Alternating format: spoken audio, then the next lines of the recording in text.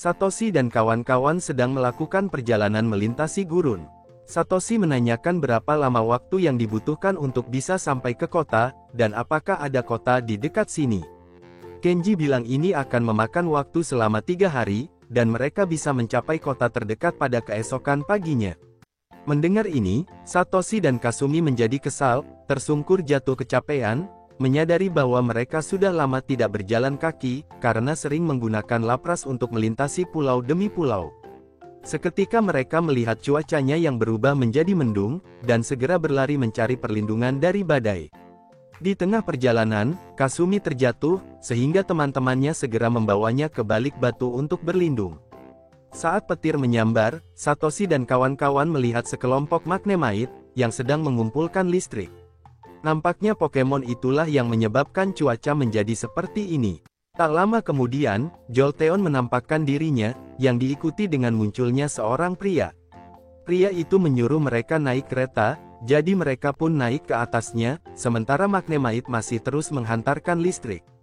Ketika badai reda, Ethan menceritakan bahwa dia memiliki peternakan Magnemite, yang tugasnya adalah menghantarkan listrik dan membaginya dengan kota-kota tetangga. Ethan mengetahui Magnemite yang nomor 1-4 terisi dengan penuh, sedangkan yang lain hanya mempunyai listrik sebanyak 60%. Mereka pun kaget karena Ethan memanggil Pokemonnya dengan nomor, sedangkan mereka sama sekali tidak melihat adanya perbedaan di antara Pokemon-Pokemon tersebut. Ethan lalu meniupkan peluit agar Magnemite berbaris dengan rapi. Dia melihat nomor 6 sedang berkeliaran, jadi Jolteon menghentikannya sebelum Pokemon itu melarikan diri.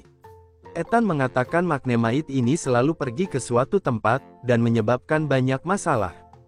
Satoshi menyarankan untuk menyimpan Pokemon-Pokemon tersebut di dalam Pokeball saja, namun Ethan mengaku itu hanya akan memperlambat pekerjaannya, karena nantinya akan repot jika memasukkan atau mengeluarkan Pokemon dari Pokeball secara satu persatu.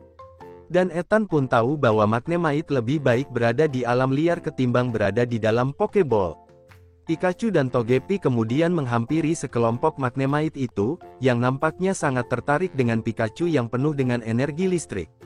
Magnemite yang sangat suka dengan Pikachu, maka mereka pun mulai mengepung serta memeluknya sampai terkubur di dalam tumpukan Magnemite.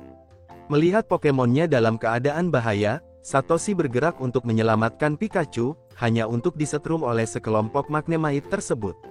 Namun Ethan juga terkesan dengan ketangguhan Satoshi yang bisa tahan terkena setrum.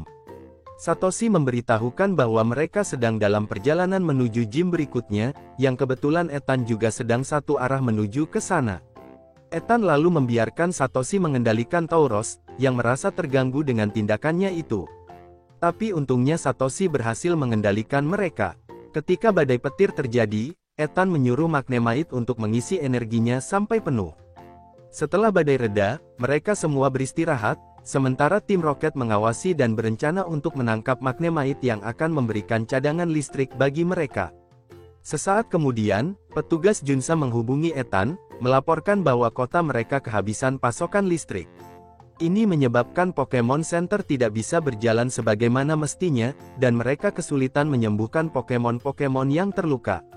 Dikarenakan listriknya sudah habis, maka sambungannya pun terputus, jadi mereka pun sepakat akan lebih baik jika langsung pergi ke sana dan menyalurkan listrik pada kota. Jolteon menggonggong, untuk memperingatkan Magnemite yang melayang entah kemana, mendorong Ethan dan yang lainnya untuk mengikuti Pokemon tersebut. Sampai akhirnya mereka pun melihat tim Rocket yang menggunakan magnet besar untuk menarik sekelompok Magnemite tersebut. Dengan menggunakan pencapit anti-listrik, tim Rocket juga menculik Pikachu dan Jolteon, sehingga serangan listrik tidak akan berpengaruh terhadap mereka. Namun Ethan memerintahkan Jolteon Pinmisil, untuk membebaskan dirinya serta Pikachu, yang jatuh ke pelukan trainernya. Jolteon kemudian memancing sekelompok Magnemite dengan mengerahkan energi listrik, sehingga Pokemon-Pokemon itu lepas dari magnet tim Rocket. Ketika tim Rocket mengirimkan Pokemonnya untuk melawan Jolteon, dia terus menggunakan gelombang listrik untuk menjauhkan semua Magnemite dari magnet. Arbok berhasil mendaratkan serangan, membuat Jolteon terlempar ke arah trainernya dan pingsan setelah membentur dinding batu. Satoshi kemudian memerintahkan Pikachu Thunderbolt untuk mengalahkan tim Rocket. Selagi Satoshi dan Kenji merawat Jolteon yang pingsan, Kasumi memberitahukan bahwa Ethan juga terluka dan tidak bisa melanjutkan perjalanan menuju ke Pokemon Center. Dalam keadaan mendesak ini, Satoshi pun mengajukan diri untuk pergi ke Pokemon Center, dan Ethan memberitahukan bahwa tempat itu berada di seberang pegunungan.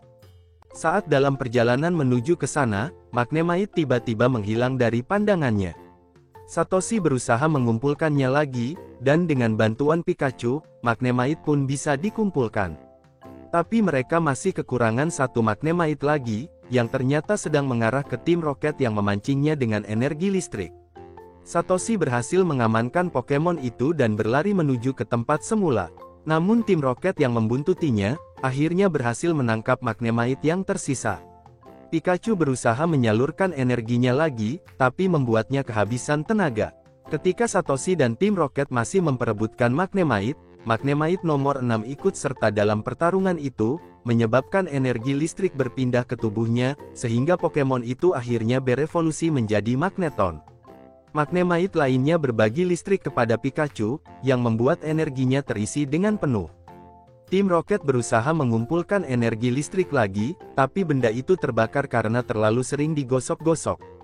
Akhirnya Pikachu, Magnemite, dan Magneton, menggunakan Thunderbolt untuk mengalahkan tim Rocket.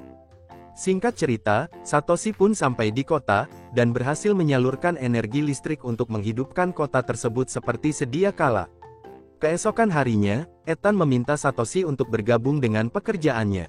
Satoshi berterima kasih atas tawaran tersebut, tapi dia masih ingin melanjutkan perjalanan menuju ke Pokemon Orange League, sehingga dia pun mengucapkan selamat tinggal dan segera pergi ke sana. Masih harus melewati kawasan gurun, dikarenakan lelah dan kelaparan, Satoshi menanyakan kapan mereka akan tiba di kota berikutnya. Kenji yang selangkah lebih maju daripada teman-temannya, memanggil mereka untuk menyaksikan apa yang dia lihat.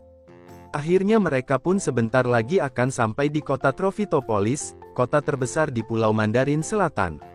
Sementara itu, tim Rocket masih terus mengikuti dari belakang, baru saja menyelesaikan jebakan besar, di mana mereka berencana untuk meledakkan dinamit guna menjebak Pikachu di bawah tanah. Begitu tim Rocket hendak mengaktifkan jebakan tersebut, tapi kenyataannya dinamit itu berada tepat di bawah mereka, sehingga mereka pun terjatuh ke dalam lubang yang dalam. Namun ledakan tersebut juga meruntuhkan tanah yang dipijak Satoshi dan teman-temannya, menjatuhkan mereka seperti yang direncanakan oleh tim Rocket. Pikachu dan Togepi berusaha membangunkan teman-temannya, dan mereka membebaskan Kenji yang tersangkut di sebuah batu. Saat berjalan menyusuri gua, mereka tiba di sebuah lorong bawah tanah, yang dengan melewati tempat tersebut, kemungkinan besar akan lebih cepat sampai di kota. Pada saat itu, ada sesuatu yang menepuk pundak Satoshi, dan karena mengira itu adalah Pikachu, Satoshi memintanya untuk stop melakukannya. Tapi sangat terkejut ketika melihat tanaman merambat yang muncul dari dalam air, yang siap menyerang mereka semua. Khawatir Pikachu justru akan melukai mereka semua, maka Satoshi mengirimkan Bulbasaur untuk melawan makhluk misterius itu. Namun makhluk misterius itu menangkis serangannya dan menariknya ke dalam air. Satoshi mencoba mengejarnya, tapi ditahan oleh teman-temannya, takut dia akan diseret juga ke dalam air tersebut. Tapi Satoshi tidak peduli dan masih berusaha melompat untuk menyelamatkannya. Petugas Junsa kemudian muncul, menjelaskan bahwa selokan itu sangat berbahaya dan melemparkan tali ke sana. Satoshi tidak mau pergi sampai dia menemukan Pokemonnya, jadi teman-temannya mengikatnya dan mengangkatnya kembali ke permukaan. Satoshi dan kawan-kawan dijebloskan ke penjara karena dianggap menerobos wilayah terlarang, tapi petugas Junsa segera membebaskan mereka setelah dinyatakan tidak bersalah. Wali kota Tropitopolis awalnya memprotes hal ini, tapi terpaksa menyetujuinya karena ini adalah hukum. Namun dia meminta untuk merahasiakan apa yang mereka lihat di bawah tanah tadi. Ketika Satoshi mengatakan bahwa dia ingin mendapatkan Bulbasaur kembali, wali kota kehilangan kesabaran dan mengancam akan menangkap mereka semua karena membahayakan keselamatan publik. Petugas Junsa mengungkapkan bahwa mereka bukanlah orang pertama yang melihat makhluk misterius itu. Dia menjelaskan bahwa kepolisian telah melaporkan sejumlah laporan pertemuan dengan makhluk misterius di selokan, meskipun tidak ada yang terluka saat bertemu dengannya. Wali kota menambahkan orang-orang akan panik jika tersiar kabar tentang makhluk itu. Mereka tidak pernah bisa menangkapnya karena terdapat banyak sekali jalur pembuangan di bawah tanah tersebut. Dia juga mengatakan bahwa ada pemilu minggu depan, dan jika tersiar kabar bahwa dia membiarkan monster berkeliaran di selokan, maka dia tidak akan punya peluang. Suster Joy kemudian memberitahukan rencana wali kota terhadap makhluk misterius yang berdiam di bawah tanah. Alih-alih menangkap makhluk itu agar dapat dipelajari, wali kota bermaksud mengirimkan tim SWAT ke selokan untuk menghancurkannya. Satoshi dan teman-temannya menanggapi bahwa rencana itu sangat kejam, menyadari bisa saja makhluk misterius itu adalah seekor Pokemon yang tidak bersalah. Satoshi dan kawan-kawan kemudian menghubungi Prof. Okido, yang menyuruh mereka untuk mencegah tindakan wali kota yang ingin menghancurkan makhluk misterius. Setibanya di kota, Satoshi dan kawan-kawan menemukan bahwa wali kota sedang memberi pengarahan kepada tim SWAT. Setelah itu, Suster Joy memberitahukan jalan alternatif lain untuk bisa masuk ke saluran pembuangan di sisi lain kota. Sementara itu, tim Rocket masih terjebak di dalam selokan, dan bertemu dengan makhluk misterius itu. Saat berupaya melarikan diri, tim Rocket memerintahkan Weezing untuk menyebarkan asap, yang mengenai Satoshi dan kawan-kawan yang baru saja sampai di saluran pembuangan itu. Beberapa saat kemudian, makhluk misterius menampakkan dirinya, menarik Kasumi dan Togepi ke dalam air. Satoshi langsung mengeluarkan MOOC yang dikirimkan oleh Prof. Okido, untuk membantu mereka dalam menjelajahi saluran pembuangan itu. MOOC menunjukkan bahwa mereka harus menyelam ke dalam air. Berenang menyusuri terowongan, akhirnya mereka sampai di ujungnya, di mana mereka bertemu dengan makhluk misterius tersebut. Di sisi lain, tim Rocket bertemu dengan tim SWAT yang salah mengira mereka sebagai makhluk misterius itu. Pemimpin regu mengirimkan pesan ini ke wali kota, yang memerintahkan mereka untuk segera menyerang tim Rocket. Tim SWAT melaporkan kepada wali kota, bahwa mereka tidak menemukan makhluk misterius yang sesuai dengan deskripsi aslinya, hingga sampai pada kesimpulan bahwa saluran pembuangan itu dipenuhi dengan banyak Pokemon yang tidak diketahui. Wali kota menjadi semakin ketakutan, dan memerintahkan untuk menutup seluruh saluran pembuangan di kota ini. Satoshi dan kawan-kawan menemukan teman-temannya lagi, dan mengungkapkan wujud asli dari makhluk misterius, yang ternyata adalah Bulbasaur raksasa yang sudah lama tinggal di bawah tanah. Bulbasaur itu juga memakai kalung dengan simbol wali kota. Suster Joy meminta wali kota untuk memikirkan ulang rencananya, karena Satoshi dan kawan-kawan masih terjebak di saluran pembuangan. Wali kota meyakinkannya bahwa dia akan membongkarnya lagi begitu pemilu selesai dilakukan. Ketika wali kota sedang mandi, gempa bumi terjadi, menyebabkan air menyembur dengan kuat dari bawah lantai. Akhirnya terungkap bahwa Bulbasaur raksasa itu adalah milik wali kota. Dia membuang Bulbasaur itu ke saluran pembuangan, karena Pokemon itu tidak bisa berevolusi. Setelah mengetahui akan hal ini, Satoshi dan kawan-kawan menyuruh wali kota untuk meminta maaf kepada Pokemonnya di hadapan orang banyak. Namun wali kota justru memerintahkan anak buahnya untuk menyerang Bulbasaur. Satoshi langsung memerintahkan Pikachu dan Bulbasaur untuk mengalahkan tim SWAT. Sedangkan Bulbasaur raksasa yang sudah tidak percaya lagi dengan wali kota, melemparkannya ke patung, mengakibatkan dia kehilangan kesempatan dalam pemilu minggu depan. Mulai sekarang Bulbasaur raksasa akan dirawat di Pokemon Center. Ketika Satoshi menanyakan di mana pulau berikutnya berada, petugas Junsa mengatakan jaraknya lumayan jauh, tapi bersedia mengantarkan mereka ke sana. Sementara tim Rocket masih terjebak di saluran pembuangan, dan tidak tahu bagaimana caranya keluar.